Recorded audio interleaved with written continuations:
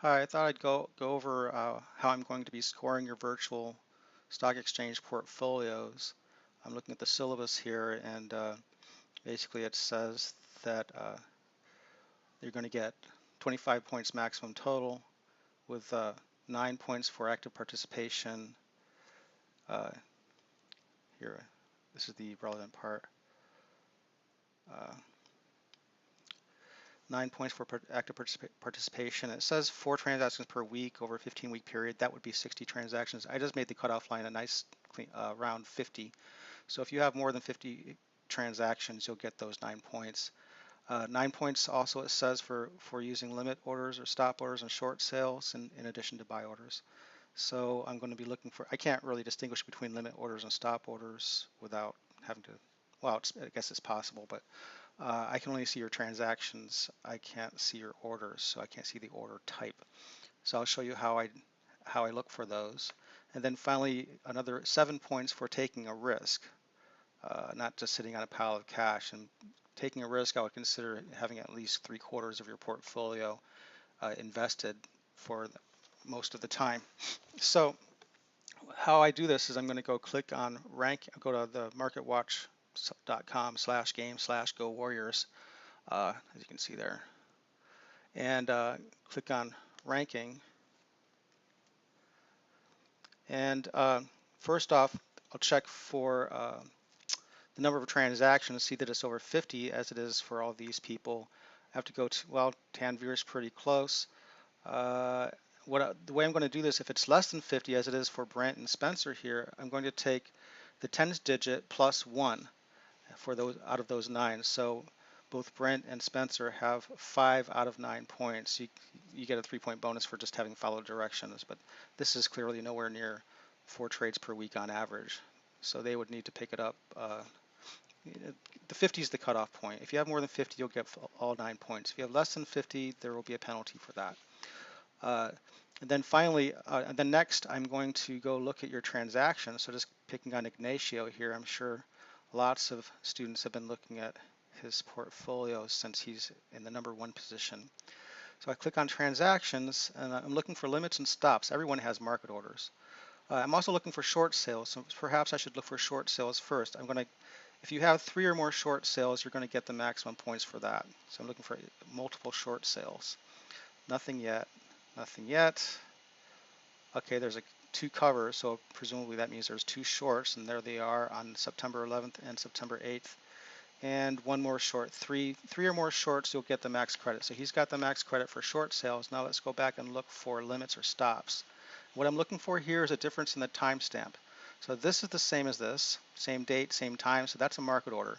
Same here, 9:35, 12:54. These are all market orders. In fact, this whole page, it looks like, are market orders.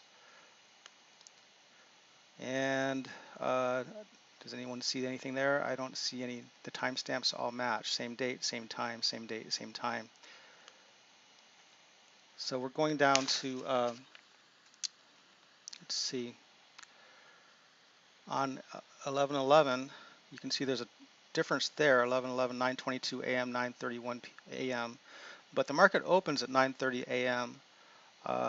Pacific time, Eastern time, which is 6:30 a.m. Pacific time, but the market opens at 9:30. So and this was submitted before trading hours. Most likely this was also a market order. It wouldn't have mattered whether he had put that order in at 9:22 a.m. or 9:22 p.m. November 10th. Either way, it still would not have gone through until 9:30 or 9:31 or 9:32, somewhere in that neighborhood. And the reason that waits a minute is because some volume there's a volume limitation on the game. Your trade can't be more than 1% of volume, so, or maybe 10%. So some volume has to build up before a trade will go through. So that's not very likely a limit order. Again, the timestamps match 1 minute apart. Not likely again to be a limit order or a stop order. I think just to set down a rule, if the timestamp differs by more than 5 minutes, I will count that as a limit/stop order. So I'm going to continue going down. I don't see anything yet. Just a little bit disconcerting because he's doing so well otherwise. Timestamps match up. Here we have 12:40 a.m. on the 27th went through that same morning at 9:34. Again, that's most likely a market order because that's at the open and some volume had to build up before the trade would go through. Same here, timestamp's different, but went through at the open. So those are, I'm going to count as market orders. Continuing on down, we have finally, this one was submitted on the 8th at 2:06 a.m. and went through on 9:37 a.m. On 2 different days. And they're 3 days apart. Now 3 days apart, it could be that's a Friday to a Sunday. So what I would do in that case is I'd pull up a calendar and we can see that the 8th is actually a Monday and the 11th is actually a Thursday. So that is not an order that's been sitting over the weekend waiting to go through. This actually this was clearly a limit order or a stop order. So I would count that. So he's going to get 1 point for that. If that's all I'm seeing, then at most, and then these are all open. If that's the only one, then the maximum I could give Ignacio for that second part, the point tally, would be 5 out of 9 points. Okay, and then to the third, that's the most I could I mean, it'd be either 4 or 5. I'll go ahead and be nice and say it's 5, in case I missed one. If I only find one, it'd be, at any rate. And now for the third part, taking a risk, I click on performance and look at, well, the cash balance and also total equity, mostly cash balance. We can see it's been 0, even though right now it's all cash. It's been 0 for most of the well, at least November and December, most of November as well. And then we'd have to go back into October to find where it's not 0 most of the time, and there it's $250,000, so it's still about 75% of the portfolio is being put up even at that point. So he gets all 7 points for that. So 9 points for active participation, 5 points for using limits and stops, for not, 5 out of 9 points, that is, for not really using very many. He did use at least one, but it wasn't with any frequency. So 5 of 9 in the second part, and then 7 of 7 in the third part, for a total of 21 out of 25 points possible. Now, if we look at, let's see, the second person on our list is Kathleen. Just to give another example, if you look at her transaction list,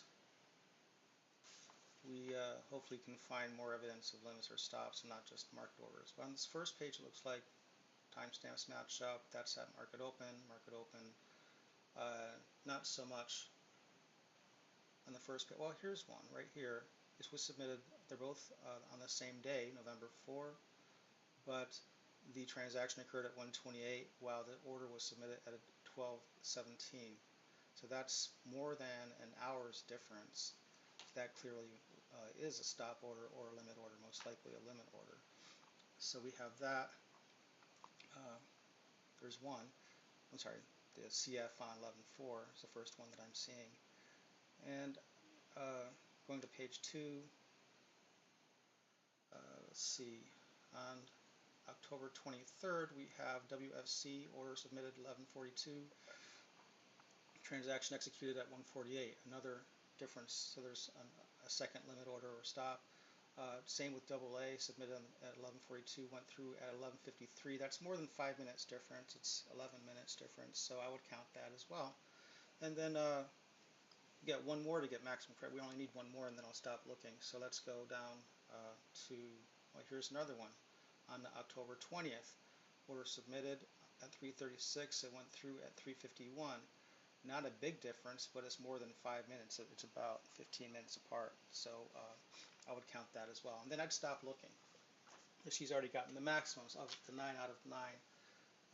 And she has more than 50 transactions, and she's been picking up performance. You can see that she's had 0 balance most of the time. So it looks like Kathleen is going to get all 25 of 25 possible points.